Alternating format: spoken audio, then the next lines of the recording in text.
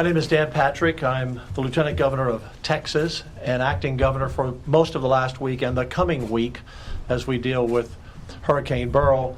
The governor is on a pre-planned trip, economic trip for Texas, and we are in touch, and we have been in touch. But it's our responsibility here in Texas to prepare everyone for this hurricane. It's still a tropical storm as we speak, but it will be a hurricane. And it will strengthen, most likely, and it will be a deadly storm for people who are directly in that path. And that's what we want to talk about today. Coastal, inland, and the Houston area are the three areas that I see that I want to be sure everyone is alert. Yesterday, I declared an additional 81 counties in the disaster area, so we are now at 120 counties in the disaster area. You may ask why? One of the reasons as this storm moves, and the good news is that it looks like it will move quickly through the state. If you'll remember Harvey many years ago, that storm hung around for days at a time because it slowed down, dumping rain on rain and rain. This will be a heavy rain event, but the storm will move quickly, at least as the forecast is right now, and that is subject to change. But it will go up through the state. So areas like College Station could see significant rain and flooding. So could Tyler, Texarkana, and other communities. Once again, that's on this track. If this track moves, which it often does in the last 12 hours to 15 hours of a hurricane coming ashore, then all communities inland should be prepared for heavy rain and potential flooding, and that's why you need to listen to your local officials as well in your local forecast for where you live.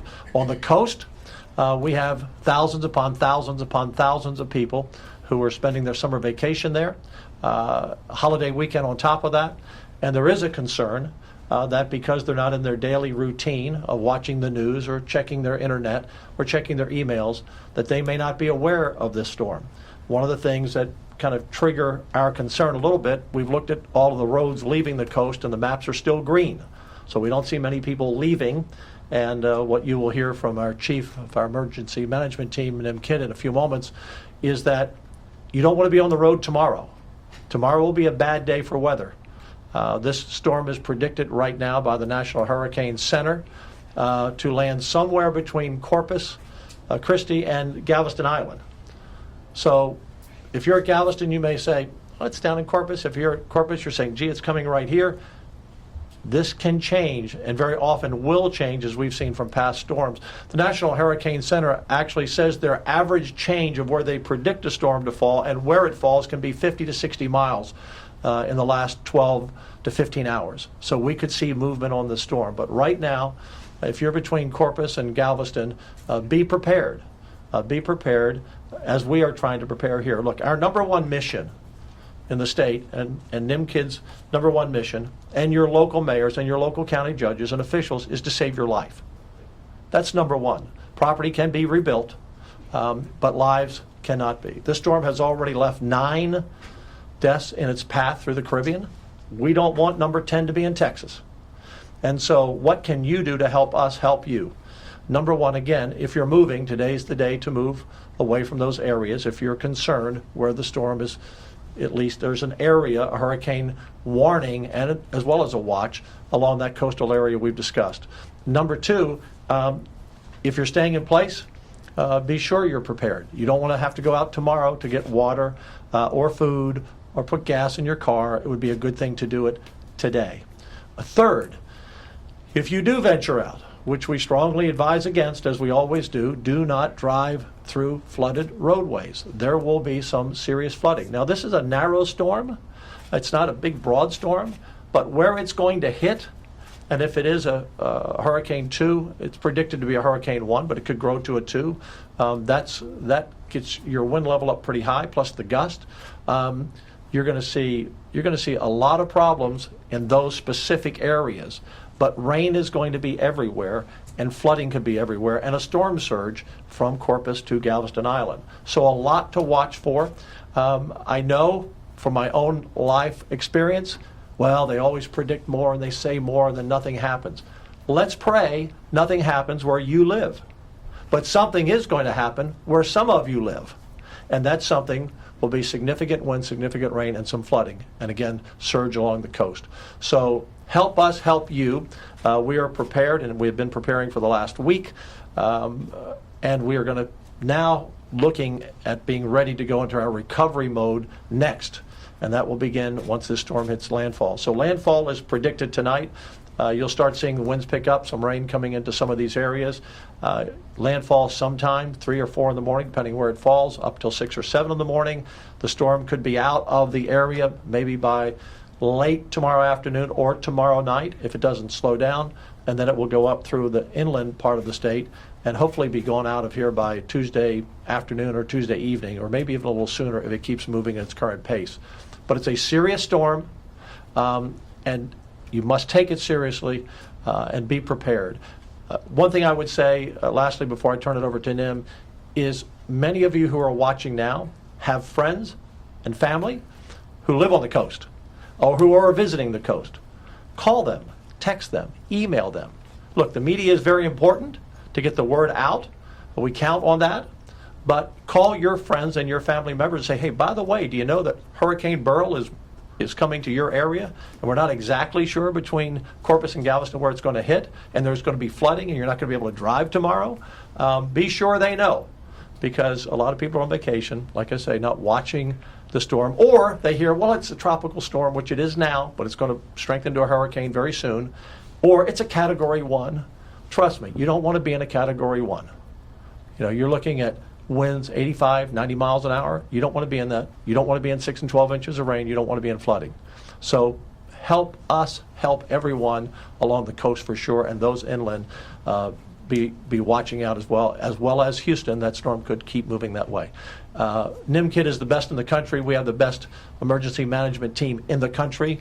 We have been through so many storms in Texas, and I'm going to turn it over to him to give you more detail, but I'm very confident that Texas is ready. Your local officials are ready. I've talked to a lot of them. Nim has talked to a lot of them. I just want you to be ready. Nim? Thank you, Governor. As Governor Patrick mentioned, we have about 6 hours before the first tropical storm force winds line up somewhere along the Texas coast. Now is the time to make your final preparations in responding to this threat. There will be power outages. Let that be known. There's going to be some place in Texas that with these tropical and hurricane force winds, we are going to have power outages. Now is the time to make sure that all of your devices are charged up, that your phones are charged up, your computers are charged up, and that you have fuel in your vehicles. We have been in contact with every county judge along the Texas coast and their emergency management teams. Our agency has people in their emergency operations center. We have prepared search and rescue teams, emergency medical support teams, and we've also anticipated power outages for those that are power dependent. And so that's very important. If you have a family member that requires electricity for their lifelines at their homes, to make sure that you've checked on them, it's not too late. You have a few more hours to get them to a safe place. We've encouraged our local partners to check in with their debris contractors. The faster we get debris cleaned up, the faster we get back on the road to recovery. And for you personally, it's not too late to make sure you have all of the documents your insurance company is going to require, that you have them able to find. Most importantly, heed the warning of your local officials and stay tuned to your local meteorologist, because this path will likely change before landfall. I'm going to quickly run through some of the state agency resources that are supporting our local partners as we end preparation, move into response, and prepare for recovery. The Texas Division of Emergency Management has staff supporting our local EOCs and staging areas, as well as talking to the 911 call centers, cellular service providers, amateur radio operators, and satellite communications. Texas A&M Forest Service has all hazard strike teams, which are local government firefighters from across the state. They are staged, ready to support those local governments that are impacted. They have incident management teams available, as well as SAW crews to help us with debris cleanup. The AgriLife Extension Service and Animal Health Commission are working with our livestock partners to make sure that livestock and all of their equipment are out of the way, and any animal shelter issues that we have. Texas A&M Task Force 1 has structural urban search and rescue teams in theater, as well as our swiftwater rescue boats, swimmers for our aircraft that you'll hear about in a few minutes, and then our medical support teams. Texas Commission on Environmental Quality has staff ready to support water, wastewater, and public drinking water systems. TxDOT has road crews that are out right now making sure all the transportation lanes are open, that the storm drains are open, and they're ready to assist in evacuation of motorists for those that get stranded or run out of fuel along the highways. Department of Information Resources making sure that all of our cybersecurity systems are up. The Department of Public Safety has Highway Patrol out in force. All of their aircraft are available for us, as well as their Marine unit. Texas Parks and Wildlife game wardens and their boats are out in force, as well as their state police from their parks. Department of State Health Services has rostered the Emergency Medical Task Force, which is over 50 ambulances, 7 ambuses, 25 missed personnel, and 10 medics to go on additional buses. These are staged to help if we have to evacuate any hospital, nursing home, or assisted living facility. Texas Military Department has almost 300 people in the field today that are for ground transportation units. They will help us do high water evacuations if that's needed. They have their aircraft that we're able to do rescue with, and they are already in position to do point of distribution or pod distributions for those areas that do have power outages or may have water issues. Finally, I want to thank our volunteer organizations active in disaster, the Red Cross, the Salvation Army, and all of those VOAG partners that will come in and help us do cleanup after the fact. Public Utility Commission has been working hard with the electric co-ops in the area, as well as AEP and Centerpoint, to make sure that state agencies and personnel are ready. There will be power outages. We have medical assets that are available. There will be inland flooding. And what we find is this freshwater inland flooding tends to be more of a killer of our citizens than the actual storm surge. So please, please do not drive through water, turn around, don't drown. Thank you, Governor. Thank you, Nim. 2 other things I want to be sure to mention. Rip currents. We're seeing on social media and on the cameras along the coast, there are a lot of people still in the water, and these rip currents are deadly. In fact, there's a warning all the way across the entire Gulf Coast. This storm is going to impact rip currents even in Florida and Alabama and Mississippi and Louisiana. So it's not smart to be in the water today or tomorrow or the day after. Deadly. We've already had a number of people drown before this storm in Texas because of rip currents and around the Gulf Coast. So please, if you're in the water, even knee deep can get you out there. So be very careful. Secondly, on the roads, if you drive up to a road and you see water and you're not sure of how deep it is, but you're saying, well, there's no barrier there. Well, the barriers may have been blown away, or TxDOT couldn't get there because of the storm to put the barriers there. So just don't drive across a road where you don't know the bottom, because your car will just, in a few feet of water, you'll be drifting down the river. So please be careful. Those are, as Nim said, the flooding after the fact. Let me give you this, and we will have rain, by the way, after the storm goes through. And we hope it continues to be a fast-moving storm, 10, 12, 13 miles an hour. But we're going to have tropical rain continuing probably for a number of days in some of the areas for the week. So that can pour on top of the rain we get and still cause flooding inland. Go to TDEM, TDEM, TDEM/Texas, .texas.gov/Beryl. So TDEM, TDEM, .texas, spell it out, .gov/Beryl, BERYL. Any questions? Hey, Governor, what are you hearing from, what are you asking from federal agencies in the White House? Nim? So FEMA has been here with us in the Emergency Operations Center since before we even let y'all know that we were working on this. Yes. We are in very close contact with our FEMA regional administrator who lives and works in Denton. He and I have been talking several times a day. At this point, remember, Texas, by federal law, needs to have $54 million of uninsured public damage and public loss before the president can grant a major disaster declaration. We don't have those dollars yet. With the size of this storm, man, we're praying we don't get to that point. But if we do, we are tied in very close to our federal partners. And how about just for assets?